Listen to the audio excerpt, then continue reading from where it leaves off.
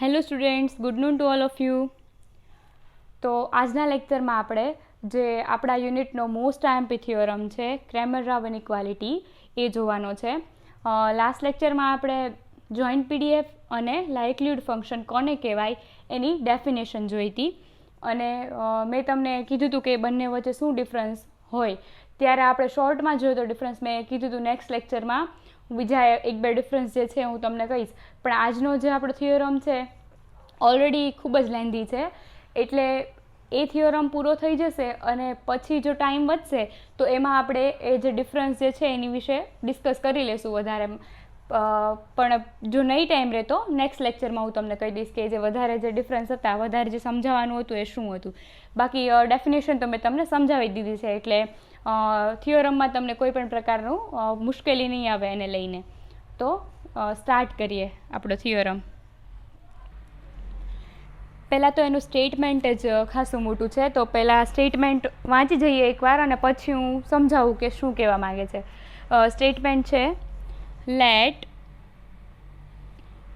x1 x2 up to xn be a random sample of size n from regular PDF fx theta where theta is the unknown parameter and theta belongs to omega or parameter space.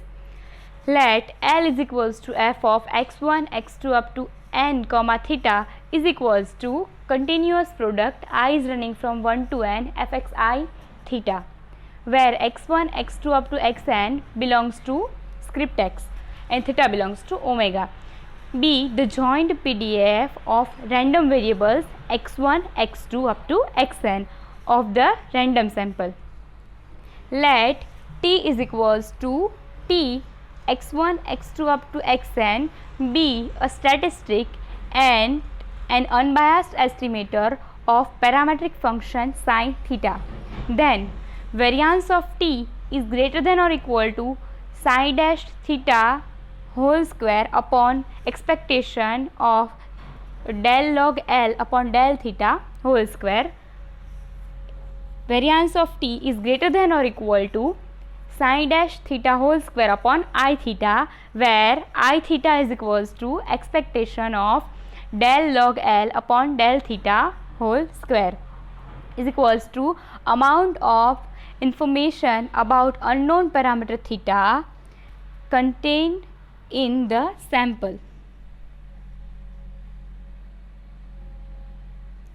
If the second partial derivative of log L with respect to theta exists for all theta belongs to omega, then variance of T is greater than or equal to psi dash theta whole square upon minus expectation of del square log L upon del theta square. Right. તો પહેલાં તો થિયોરમનું જે statement છે એમાં first પેરેગ્રાફમાં શું કીધું છે કે x1 x2 xn જે છે એ રેન્ડમ સેમ્પલ છે આપણું સાઇઝ એનનું, જે રેગ્યુલર પીડીએફ એફએક્સ થીટામાંથી લીધું છે, થીટા ઓમેગામાંથી છે, અને x1 x2 up to xn જે છે એ આપણા સ્ક્રિપ્ટ એક્સમાંથી લીધેલા છે. એલને ડિફાઇન કર્યો છે આપણે. એલ શું છે? જોઈન્ટ પીડીએફ છે x1 x2 અપ ટુ xnનું. એટલે કે જે આપણે લાસ્ટ લેક્ચરમાં ડેફિનેશન જોઈ હતી, તો જોઈન્ટ પીડીએફની ડેફિનેશન હતી એનું નોટેશન આપણે અહીંયા આપ્યું છે એલ. બરાબર. પછી જે છે એ આપણે કેપિટલ ટી એટલે કે એક સ્ટેટિસ્ટિક જે છે એ ડિફાઇન કર્યું છે. ટી શું છે? એ ફંક્શન છે x1 x2 અપ ટુ xnનું. So T is equals to T x1 x2 up to xn એ આપણું સ્ટેટિસ્ટિક છે અને અનબાયસ્ડ એસ્ટિમેટર છે આપણું પેરામેટ્રિક ફંક્શન જે છે સાઈ થીટા એનું. બરાબર. તો શું થવું જોઈએ? વેરિયાન્સ ઓફ ટી જે છે એ શું હોવો જોઈએ? Greater than or equal to psi dash theta whole square upon I theta, જ્યાં આઈ થીટા જે છે એ જે આપણે ડિવાઈડર જે છે એને આટલું મોટું લખવાને બદલે આઈ થીટા કહી દીધું છે. અને આઈ થીટાને શું કહી છે? Amount of information about unknown parameter theta contain in the sample, એને આપણે આપ્યું છે આઈ થીટા. એટલે જે છેદ છે એ શું છે? Amount of information. કોની વિશેની ઇન્ફોર્મેશન છે? અનનોન પેરામીટર થીટા, કે જે સેમ્પલમાંથી આપણને મળે છે. બરાબર. અને નેક્સ્ટ શું કહે છે? If the second partial derivative of log L with respect to theta એ જો એક્ઝિસ્ટ થતું હોય તો variance of T is greater than or equal to sign dash theta whole square upon minus expectation of del square log L upon del theta square. બરાબર.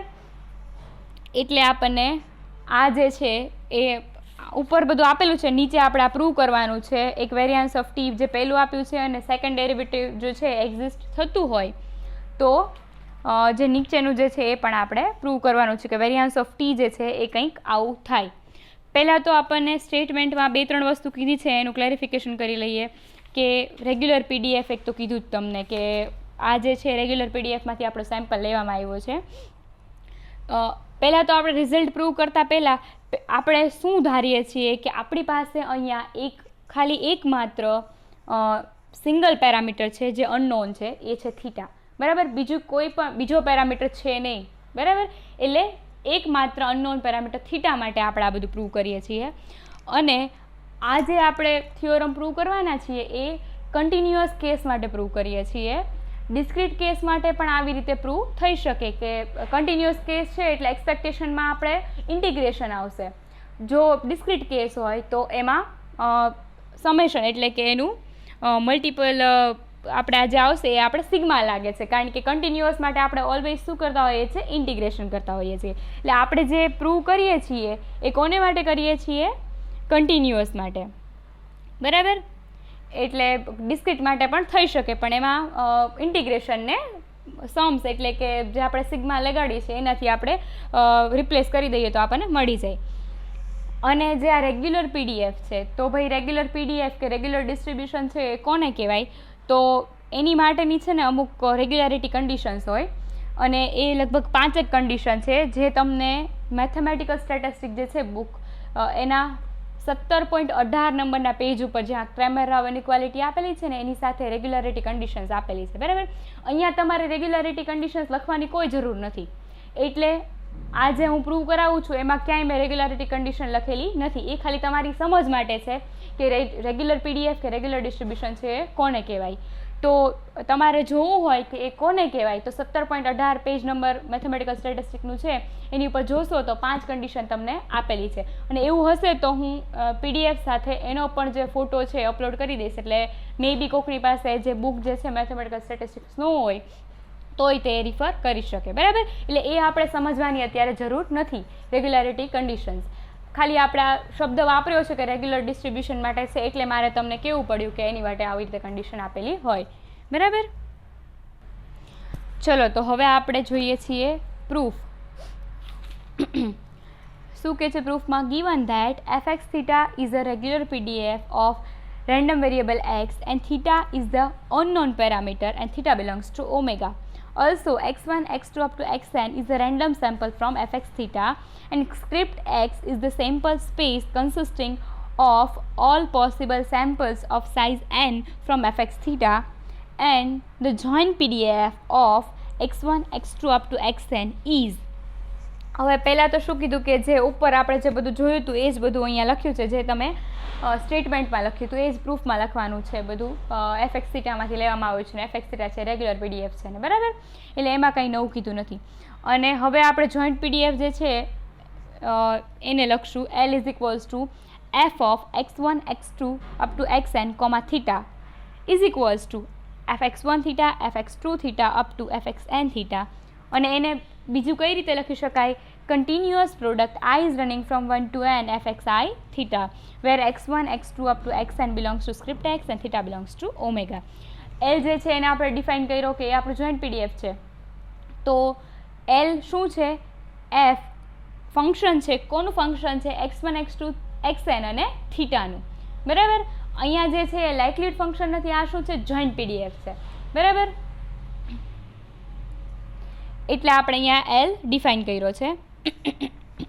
એટલે L જે છે એને તમે અમુક આપણે જ્યારે નિયમોનો યુઝ કરશું કે ઇન્ટિગ્રેશન ડિફરન્સિએશનના ત્યારે Lને આપણે એફ એક્સ થીટા પણ કહી શકીએ, કારણ કે એક્સ જે છે x1, x2 up to xn ને ત્યારે આપણે x તરીકે લઈ લેશું. બરાબર. હવે શું કીધું છે? As L is the PDF of x1, x2 up to xn. તો આપણે ઇન્ટિગ્રેશન કરીએ છીએ કોનું? એલનું ઇન્ટિગ્રેશન, રેન્જ શું છે આપણી સ્ક્રિપ્ટેક્સમાં, સ્ક્રિપ્ટેક્સ સાથે એનું ઇન્ટિગ્રેશન કરીએ એની રેન્જમાં, તો એનું integration L dx1 dx2 up to dxn is equals to 1. આ ક્યાંથી આવ્યું? મેં તમને કીધું હતું કે જ્યારે એલ હોય એ આપણું જોઈન્ટ પીડીએફ હોય તો એનું જ્યારે હું ઇન્ટિગ્રેશન કરું જ્યારે સ્ક્રિપ્ટેક્સની સરખામણીએ તો એ આપણને શું મળે? યુનિટી. યુનિટી એટલે કે 1, કારણ કે અહીંયા જે છે રેન્જ શું લીધેલી છે? સ્ક્રિપ્ટેક્સ લીધેલી છે, એટલે એનું ઇન્ટિગ્રેશન આખી રેન્જ ઉપર કર્યું છે એલનું, એટલે આપણને મળશે 1. અને આપણી પાસે અહીંયા dx1 x2 up to xn, કારણ કે આપણે x1 x2 થી xn જે છે એ આપણા રેન્ડમ વેરિયેબલ છે, એટલે એલ જે છે એ શું છે? fx થીટા છે, fx1 x2 up to xn અને થીટા. તો અંદર જે છે n પેરામીટર્સ છે, એટલે જે dx1 dx2 up to dxn સુધી આવવાનું છે, રાઈટ? એટલે એ આપણને શું મળે? 1. હવે નેક્સ્ટ જોઈએ શું કે છે.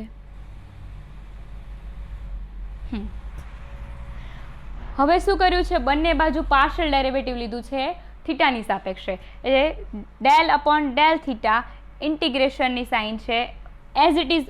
જે સ્ટેપ જે છે ઉપરનું એ સેમ છે, પણ બંને બાજુએ આપણે પાર્શિયલ ડેરિવેટિવ કર્યું છે થીટાની સાપેક્ષે, રાઈટ?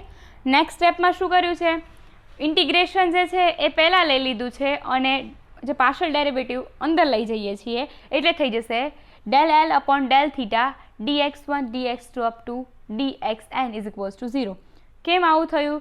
જનરલી જે છે એ મેથેમેટિક્સમાં આપણે જોતા હોઈએ તો પહેલાં ડિફરન્સિએશન હોય પછી ઇન્ટિગ્રેશન હોય, તો આમ તેમ એનો ક્રમ ફેરવી શકાય નહીં, કારણ કે બંનેના આન્સર સેમ ન આવતા હોય. પણ અહીંયા આપણે એવું થયું, એનું કારણ શું છે? એફએક્સ થીટા જે છે એ રેગ્યુલર છે, એટલે hence differentiation can be performed under integration sign, બરાબર? જે રેગ્યુલારિટી કન્ડિશન છે એમાંની એક કન્ડિશન હશે 5માંથી 1, બરાબર? એટલે રેગ્યુલર છે એના માટે આપણે આજે ઇન્ટિગ્રેશનની સાઇનને પહેલાં અને ડિફરન્સિએશન અંદર લઈ જઈ શકીએ, બરાબર? હવે નેક્સ્ટ સ્ટેપમાં શું કર્યું છે? એલ વડે ગુણ્યા છે અને એલ વડે ભાગ્યા છે, 1 અપોન એલ ઇન્ટુ એલ, બરાબર? એટલે so integration is as it is 1 upon L del L upon del theta into L dx1 dx2 up to dxn is equals to 0.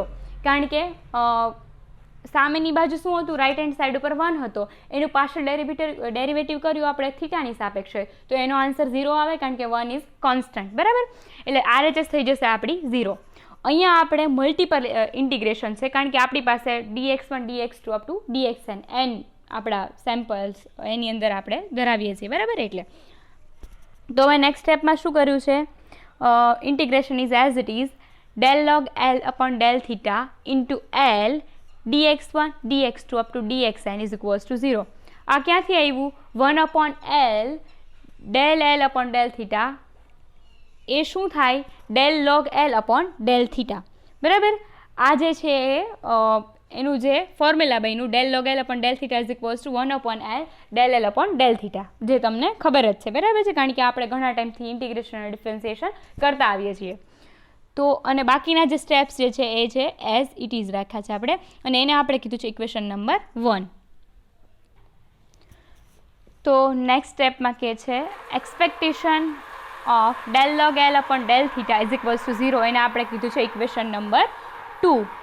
તો આ ક્યાંથી આવ્યું? Expectation of del log L upon del theta એ જે છે ઉપરના સ્ટેપને બદલે હવે એ જ સ્ટેપ આવી ગયો છે, તો એનો જે છે નીચે કીધેલું છે ઇન્ટિગ્રેશન હોય જ્યારે આખી રેન્જ ઉપરનું log x fx dx હોય તો એની જગ્યાએ શું લખી શકીએ? Expectation of log x.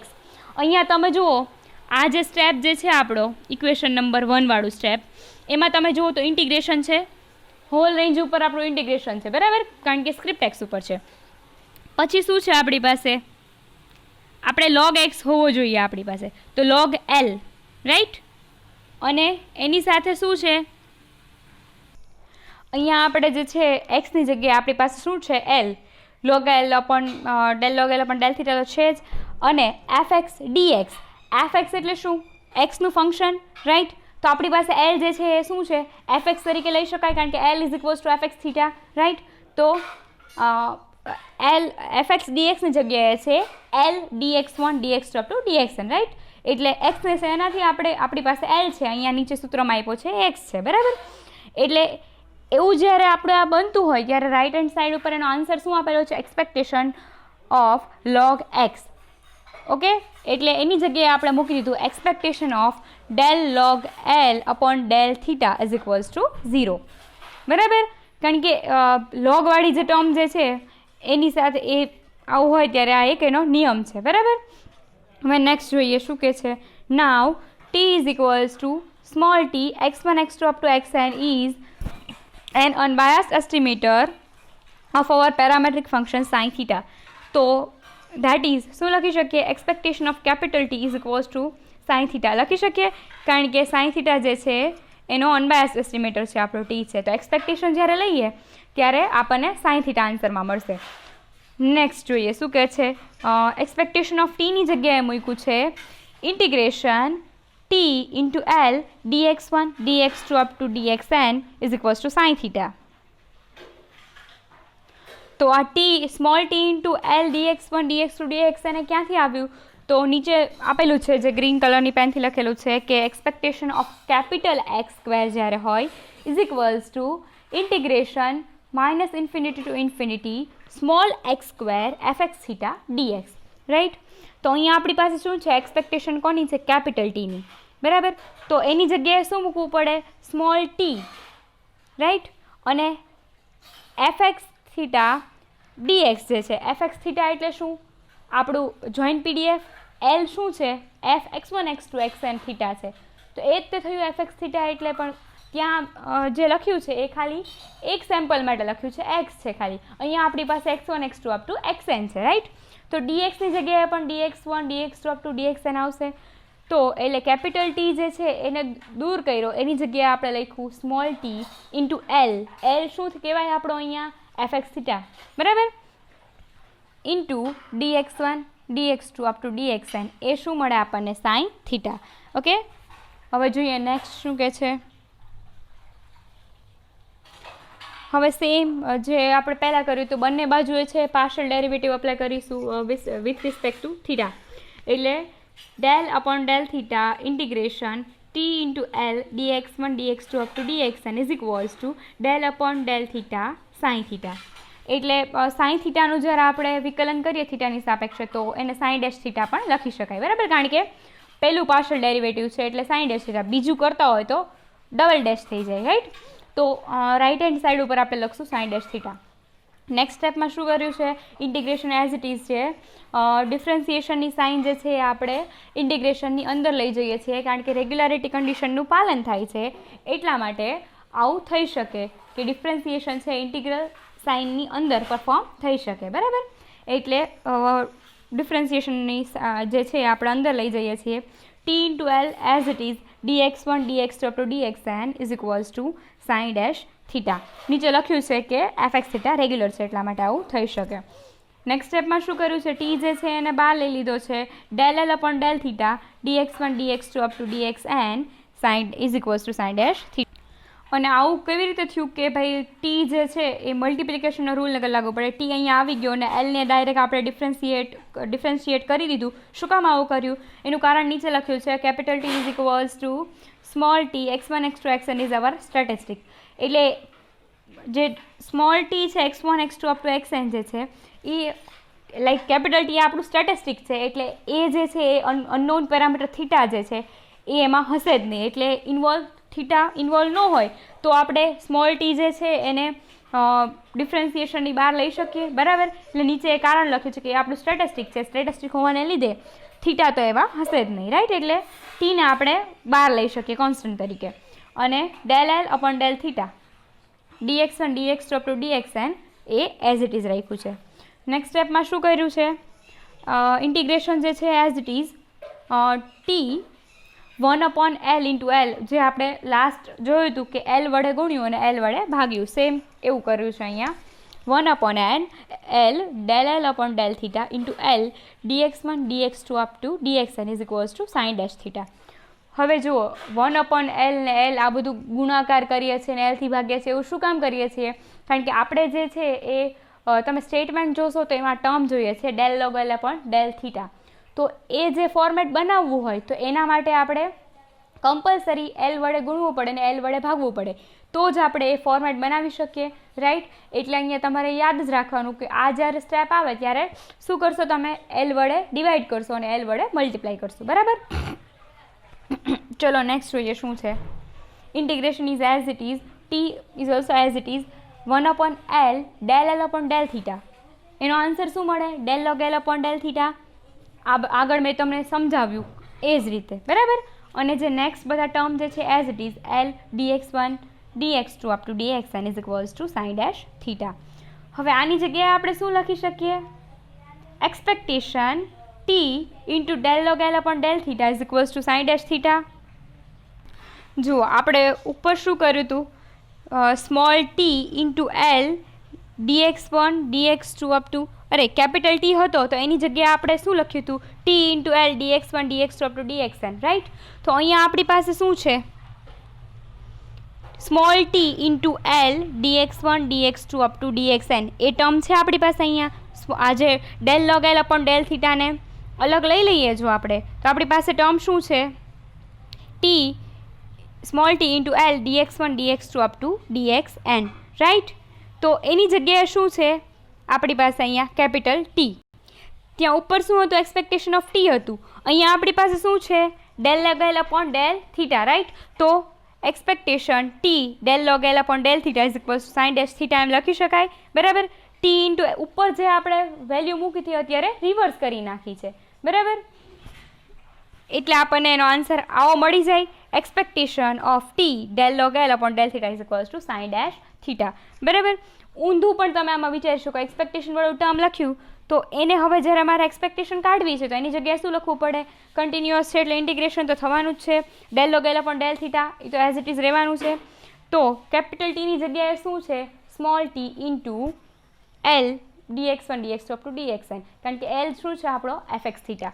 જે આપણે જોયું હતું કે ઇન્ટિગ્રેશન હોય કેપિટલ એક્સ સ્ક્વેરનું હોલ રેન્જમાં તો શું લખી શકાય, integration small X square into fx theta dx, right. તો એવી જ રીતે અહીંયા આપણી પાસે x1 x2 up to xn છે તો એની માટે પણ આ લખી શકાય, બરાબર. એટલે જો કદાચ સીધું તમને ન સમજાય તો એક્સપેક્ટેશન ઉપરથી તમને ઉપરનું ટર્મ જે છે એ સમજાઈ જશે, બરાબર. એટલે અહીંયા આપણી વેલ્યુ આવી છે expectation of T del log L upon del theta is equals to sign dash theta, એને કહીએ છીએ ઇક્વેશન 3.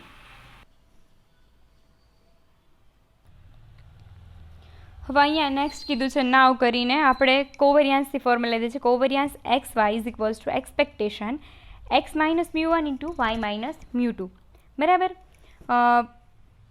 એટલે મ્યુ1 is equals to expectation of X છે અને મ્યુ2 શું છે આપણી માટે એક્સપેક્ટેશન ઓફ વાય છે. અને ઇક્વેશન 4માં જે કોવેરિયાન્સની ફોર્મ્યુલા આપેલી છે, covariance X Y is equals to expectation of X Y minus expectation of X expectation of Y, એ શું છે કોવેરિયાન્સની ફોર્મ્યુલા જ છે, બરાબર. હવે એમાં X is equals to T મૂકવાનું છે, Y is equals to del log L upon del theta મૂકવાનું છે. તો એ આપણને શું મળે, covariance T del log L upon del theta is equals to expectation T into del log L upon del theta minus expectation of T into expectation of del log L upon del theta, બરાબર. કાંઈ નથી કર્યું, X is equals to T મૂક્યું છે, Y is equals to del log L upon del theta મૂક્યું છે. Next સ્ટેપમાં શું કરીએ છીએ, રાઇટ હેન્ડ સાઇડ ઉપર જે છે એ expectation T into del log L upon del theta as it is રહે છે, પણ બીજું ટર્મ છે એ 0 થઈ જાય છે. કેમ, કારણ કે expectation del log L upon del theta એ શું થાય, 0 થાય, કારણ કે del log L upon del theta એ કંઈક કોન્સ્ટન્ટ જેવું હશે એટલે એની એક્સપેક્ટેશન જે લઈએ એ શું મળે આપણને 0, બરાબર. Del log L upon del થીટાની એક્સપેક્ટેશન આપણને મળે છે 0, રાઈટ. એટલે એક ટર્મ રહી જાય છે આપણી પાસે અને એ ટર્મ જે છે એ શું છે, ઇક્વેશન 3 તમે જુઓ તો એ ટર્મ છે સાઇન ડેશ થીટા, બરાબર. એટલે covariance of T del log L upon del theta is equals to sign dash theta, એને આપણે કહીએ છીએ equation number 5. Now using equation number 3 એવું આપણે કીધું કે ઇક્વેશન 3નો યુઝ કર્યો એટલે આપણને મળ્યું ઇક્વેશન નંબર 5. હવે નેક્સ્ટ શું છે, variance of del log L upon del theta is equals to expectation del log L upon del theta whole square minus expectation del log L upon del theta. એમાં જે છે expectation અંદર આવશે એનો whole square, બરાબર. એ કોની formula છે? વેરિયાન્સની. Variance of x શું થાય? Variance of x is equals to expectation of x square minus expectation of x whole square, બરાબર. એટલે એક્સની જગ્યાએ આપણે પાસે અહીંયા છે del log L upon del theta. હવે નેક્સ્ટ શું છે?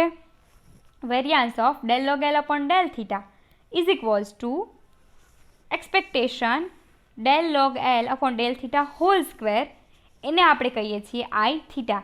કારણ કે અહીંયા જે બીજું ટર્મ જે છે માઇનસવાળું ટર્મ જે આપણે અહીંયા મૂક્યું હતું expectation del log L upon del theta એ 0 થઈ જશે. એક્સપેક્ટેશન છે del log L upon del થીટાની, એટલે બરાબર. એટલે આપણી પાસે અહીંયા ખાલી વધશે આ એક ટર્મ અને એને આપણે અહીંયા કીધું છે આઈ થીટા.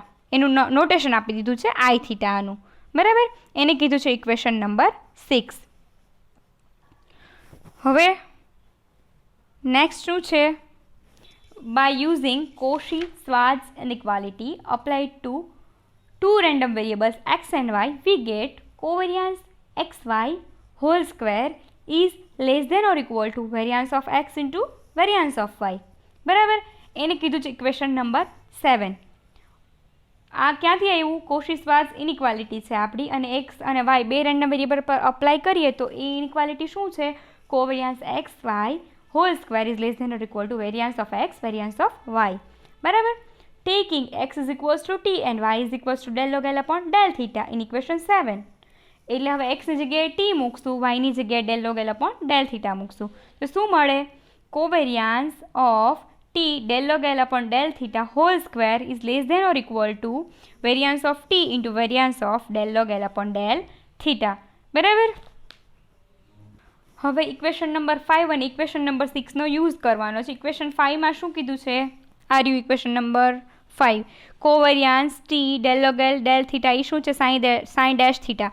તો અહીંયા આપણે આની જગ્યાએ લેફ્ટ હેન્ડ સાઈડ ઉપર મૂકશું સાઇન ડેશ થીટા, અને variance of del log L upon del theta આ રહ્યું. Variance of del log L upon del theta એ શું છે? આઈ થીટા, બરાબર. તો એ બંનેની વેલ્યુ મૂકી છે. નેક્સ્ટ સ્ટેપમાં કીધું છે sin dash theta whole square is less than or equal to variance of t into I theta using equation number 5 and 6. હવે variance of t is greater than or equal to sin dash theta whole square upon I theta, બરાબર. આપણે અહીંયા જે છે variance of T આપણે સ્ટેટમેન્ટમાં લખેલું છે એ પ્રમાણે આપણે ફાઇન્ડ આઉટ કરવાનું છે. તો એની જગ્યાએ આપણે વેરિયન્સ ઓફ ટીને કરતા બનાવીએ એટલે ઇનઇક્વાલિટી જે છે એ ચેન્જ થઈ જાય. એટલે અહીંયા જે છે ઇનઇક્વાલિટી ચેન્જ થઈ છે. Variance of T is greater than or equal to થઈ જાય ચેન્જ થાય એટલે variance of T is greater than or equal to sign dash theta whole square upon I theta, બરાબર.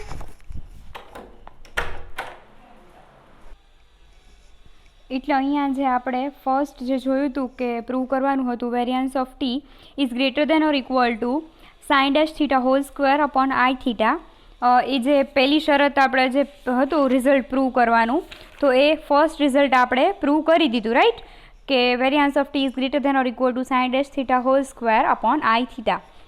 હવે રહી વાત બીજા રિઝલ્ટની, તો એની માટે જોઈએ suppose that second partial derivative of log L with respect to theta exist for all theta belongs to omega. એ આપણે સ્ટેટમેન્ટમાં પણ કીધું હતું કે આપણે એવું ધારવાનું છે કે સેકન્ડ પાર્શિયલ ડેરિવેટિવ છે લોગ એલનું વિથ રિસ્પેક્ટ ટુ થીટા એ એક્ઝિસ્ટન્સ ધરાવે છે, બરાબર છે. અને આમાંય તો તમે જે રેગ્યુલારિટી કન્ડિશન્સ આપણે જે રેગ્યુલર ડિસ્ટ્રીબ્યુશનની વાત કરીએ છીએ તો એ 5 કન્ડિશનમાંથી એક કન્ડિશન કંઈક એવી પણ હશે કે આ સેકન્ડ ડેરિવેટિવ જે છે એ એક્ઝિસ્ટન્સ ધરાવતું હોય થીટાની સાપેક્ષમાં, બરાબર, તો એને રેગ્યુલર ડિસ્ટ્રીબ્યુશન કહેવાતું હોય. એ 5 જે છે એની કન્ડિશન એમાંથી એક છે એ કન્ડિશન, બરાબર. તો હવે ફ્રોમ ઇક્વેશન 1 નેક્સ્ટ જે છે પાર્ટ એ છે ઇક્વેશન 1 જે છે એને એઝ ઇટ ઇઝ જે ફોર્મેટમાં જે છે એ જ ફોર્મેટમાં એને આપણે લઈ લીધું છે integration del log L upon del theta L dx1 dx2 up to dxn equal to 0 applying operator del by del theta on both sides. હવે બંને બાજુ પાર્શિયલ ડેરિવેટિવ છે થીટાની સાપેક્ષમાં લેવાનું છે, RHS અને LHS બંને બાજુ, બરાબર છે. તો એ બંને સાઈડ ઉપર અપ્લાય કર્યું છે del upon del theta, right. તો રાઇટ હેન્ડ સાઈડ છે 0 થઈ જશે કારણ કે 0નું થીટાની સાપેક્ષે જે વિકલન કરો તો એ 0 જ થાય. હવે આપણને ખબર છે કે રેગ્યુલર ડિસ્ટ્રીબ્યુશન છે એટલે ઇન્ટિગ્રેશનની અંદર તમે આ પાર્શિયલ ડેરિવેટિવ લઈ જઈ શકો, બરાબર. એટલે જે લાસ્ટ આપણે ઇક્વેશન 1 વખતે કર્યું તો એવું જ આ વખતે કરવાનું છે. Del upon del theta del log L upon del theta into L x1 x2 up dx1 dx2 dxn is equals to 0, right. Next સ્ટેપમાં શું કર્યું છે, હવે જુઓ અહીંયા આપણે જે છે કાઉન્સ બનાવી દીધો છે. ખાસ યાદ રાખવાનું છે તમારે, કારણ કે અહીંથી જ તે તમે કદાચ ભૂલ ખાઈ જશો જો નહીં ધ્યાન આપો ને. તો જે આપણે મલ્ટિપ્લિકેશનનો રૂલ છે એ અહીંયા લાગુ પડશે, કારણ કે પહેલાં શું હતું કે ઇન્ટિગ્રેશન હતું. હવે જે છે ડિફરન્સિએશન આપણે અંદર લઈ જઈએ છીએ. Del log L upon del theta એ એક પદ છે અને એલ જે છે એ બીજું, બરાબર. એટલે એ બંનેને મેં કાઉન્સની અંદર લખ્યા છે ને ગ્રીન કલરથી હાઇલાઇટ કર્યા છે. એટલા માટે જ તે કે હવે અહીંયા મલ્ટિપ્લિકેશન રૂલ જે છે પાર્શિયલ ડેરિવેટિવ માટેનો હોય એ લાગુ પડશે. નેક્સ્ટ સ્ટેપમાં જુઓ તમે ઇન્ટિગ્રેશન એઝ ઇટ ઇઝ છે.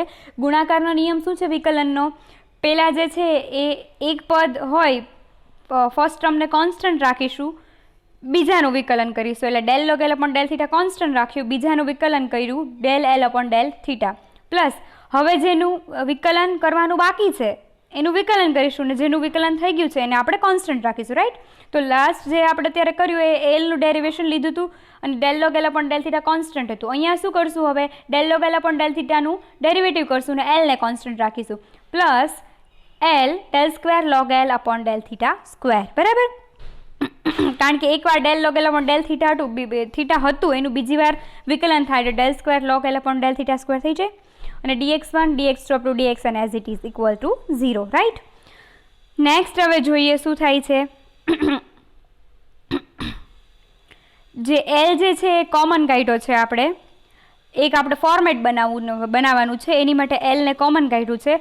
પેલું જે પદ છે પ્લસવાળું એમાં એલ હતો નહીં એટલે 1 અપોન એલ થઈ જશે. એમાં del L upon del theta del log L upon del theta plus del square log L upon del theta square as it is, કારણ કે એની અંદરથી જે એલ હતો એ કોમન નીકળી ગયો છે. અને dx1 dx2 up to dxn is equals to 0, right. હવે નેક્સ્ટમાં શું થશે, 1 upon L del L upon del theta એની જગ્યાએ શું મૂકી શકાય, del log L upon del theta મૂકી શકાય, બરાબર. તો એની જગ્યાએ આપણે વેલ્યુ મૂકી છે del log L upon del theta, right. તો નેક્સ્ટ ટર્મમાં સંકલન જે છે ઇન્ટિગ્રેશનની sign as it is del log L upon del theta આપણે વેલ્યુ મૂકી છે 1 upon L del L upon del થીટાની જગ્યાએ into del log L upon del theta એક તો હતું જ એઝ ઇટ ઇઝ, પ્લસ જે બીજું ટર્મ જે છે as it is del square log L upon del theta square into L dx1 dx2 up to dxn is equals to 0, right. Next ટર્મમાં જોઈએ ઇન્ટિગ્રેશન એઝ ઇટ ઇઝ છે. Del log L upon del theta whole square થઈ જાય છે કારણ કે બે વખત છે એ પદ, plus del square log L upon D theta del theta square into L dx1 dx2 up to dxn is equals to 0, right. હવે નેક્સ્ટ ટર્મમાં શું કરીએ છીએ આપણે, જે ઇન્ટિગ્રેશન અને એલ જે છે બંને સેપરેટ કરી દઈએ. તો એ સેપરેટ કરી અને પછી જે આ નેક્સ્ટ ટર્મ જે del square log L upon del theta સ્ક્વેરવાળું જે પદ છે એને બરાબરની ઓલી બાજુ મોકલી દીધું છે એટલે એ થઈ જશે માઇનસ, બરાબર. એટલે શું કર્યું, મલ્ટિપ્લિકેશન જે છે અને એલ એ બંને સેપરેટ કરી દીધું છે. અરે ઇન્ટિગ્રેશન અને એલ બંનેને સેપરેટ કર્યું છે, જે કાઉન્સ છે એ છોડી નાખ્યો છે, બરાબર. એટલે શું થશે, રાઈટ લેફ્ટ હેન્ડ સાઈડ ઉપર રાખ્યું છે આપણે integration del log L upon D theta square into L, કારણ કે જે છે ગુણાકારમાં હતો, અને dx1 dx2 up to dxn is equals to minus આ જે પ્લસમાં ટર્મ હતું એ ઇક્વેશનની આ બાજુ જશે તો એ થઈ જશે minus integration del square log L upon del theta square into L dx1 dx2 up to dxn, બરાબર. હવે નેક્સ્ટમાં શું કર્યું છે આપણે, નેક્સ્ટમાં આપણે જોયું કે integration del log L upon D theta whole square into L dx1 dx2 up to dxn એની જગ્યાએ શું લખી શકાય, expectation del log L upon del theta whole square લખી શકાય, બરાબર. કારણ કે ઇન્ટિગ્રેશન ઇન્ટુ શું હતું, લોગ ઇન્ટિગ્રેશન હોય આખી રેન્જ ઉપર લોગ એક્સ fx dx એની જગ્યાએ લખીએ છીએ આપણે expectation of X expectation of log x, બરાબર. એટલે જે આપણે પહેલાં યુઝ કર્યું હતું એ જ અહીંયા યુઝ કરવાનું છે. ક્યાં હું તમને કહી દઉં ક્યાં આપણે આને યુઝ કર્યું હતું, ઇક્વેશનનું નંબર પણ આપી દઉં. ઇક્વેશન નંબર એક જ મિનિટ, યસ ઇક્વેશન નંબર 2 એમાં આપણે એનો યુઝ કર્યો હતો. માઇનસ ઇન્ફિનિટી ટુ ઇન્ફિનિટીની રેન્જમાં લોગ એક્સનું ઇન્ટિગ્રેશન છે, log x fx dx is equals to expectation of log x, બરાબર છે. તો આ જે ઉપર ઇન્ટિગ્રેશનવાળી ટર્મ છે એની જગ્યાએ લખી શકાય expectation del log L upon D theta whole square, બરાબર છે. રાઇટ હેન્ડ સાઇડ ઉપર માઇનસવાળી ટર્મ છે એની જગ્યાએ પણ શું લખી શકાય expectation del square log L upon D theta square લખી શકાય, જે આપણે યુઝ કર્યું ઇક્વેશન એવી જ રીતે, બરાબર. અને પાછું આપણને ખબર છે કે આઈ થીટા ઇક્વેશન નંબર 6માં તમે જોશો તો I theta is equals to expectation del log L upon D theta square, બરાબર. તો આ બંનેની જગ્યાએ આઈ થીટા પણ લખી શકાય, બરાબર. એટલે I theta is equals to expectation del log L upon D theta square, એ તો આપણને ખબર જ છે. અને ઇઝ ઇક્વલ્સ ટુ આ જે માઇનસવાળી ટર્મ છે expectation del square log L upon D theta square, બરાબર. આ પહેલો નિયમ છે, A is equals to B હોય, B is equals to C હોય તો A is equals to C થાય, બરાબર. એટલે I theta is equals to expectation of del log L upon D theta square છે, અને expectation del log L upon D theta whole square is equals to minus expectation of del square log L upon D theta square છે. તો I theta is equals to minus expectation del square log L upon D theta square થાય, બરાબર. હવે આને આપણે equation number 8 કહીએ છીએ, અને યુઝિંગ ઇક્વેશન 8 ઇન ઇક્વેશન સ્ટારવાળું ઇક્વેશન કયું છે આપણે જે પ્રૂવ કર્યું એ હશે કદાચ, હા એ જ છે. Variance of T is greater than or equal to sign dash theta whole square upon I theta. બતાવી દઉં તમને હું ઇક્વેશન, આ છે આપણું equation star. Variance of T is greater than or equal to sign dash theta whole square upon I theta, right. તો એને જ આપણે અહીંયા લીધું છે. Variance of T is greater than or equal to sign dash theta square upon I theta. આઈ થીટાની જગ્યાએ શું મૂકી શકાય minus expectation del square log L upon D theta square, બરાબર.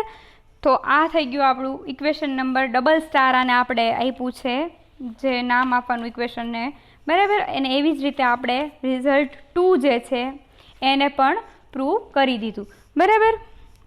તો અહીંયા આપણો ક્રેમર રાવ ઇનઇક્વાલિટી જે થિયોરમ છે એ ફાઇનલી પૂરો થાય છે, બરાબર.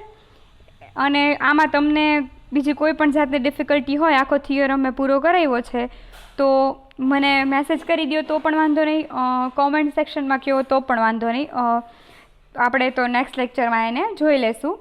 અને કમ્પલસરી અત્યારે આ મેં ભણાવ્યો છે એટલે નેક્સ્ટ લેક્ચર મારો છે સોમવારે, બરાબર. કાલ તો રવિવાર છે એટલે એ પહેલાં તમારે ઓછામાં ઓછો 2 વાર લખવાનો છે આ થિયોરમ, તો જ તે તમને ખબર પડશે કે ક્યાંથી કેવી રીતે શું થયું, બરાબર.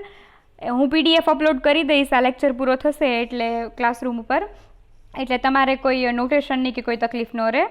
અને જોઈ લેજો શાંતિથી એકવાર, જ્યાં ક્યાંય પણ એવું લાગે કે ડિફિકલ્ટી છે નથી સમજાતું ત્યાં પૂછી લેજો, ઓકે. હવે નેક્સ્ટ લેક્ચરમાં મારે તમને જોઈન્ટ PDF અને લાઇકલીહુડ ફંક્શન વચ્ચે જે થોડો ડિફરન્સ સમજાવવાનો તો એ સમજાવી દઈશ. અને બાકીનું જે ટાઈમ વધે એમાં આપણે એક એક્ઝામ્પલ જોવાનું છે ક્રેમર રાવ ઇનઇક્વાલિટીનું. ઘણા બધા એક્ઝામ્પલ હશે આના, પણ તમારે લેક્ચરમાં હું જે એક એક્ઝામ્પલ કરાવું એ ખૂબ ધ્યાનથી જોઈને સમજી લેવાનું છે, કારણ કે બાકીના એક્ઝામ્પલ જે હશે એ હવે હું તમને હોમવર્કમાં આપી દેવાની છું. બને તો મારે સોમવારે આ બીજું યુનિટ છે પૂરું કરી દેવું છે, એટલે પછી મંગળવારનો જ્યારે મારો લેક્ચર આવે ત્યારે આપણે ડાયરેક્ટ હવે 3rd યુનિટ સ્ટાર્ટ કરવાનું છે, ઓકે. એટલે ખાસ કરીને આ ક્રેમર રાવનો થિયોરમ જે છે એ કરી લેજો, ઓકે. અહીંયા પૂરો કરીએ લેક્ચર.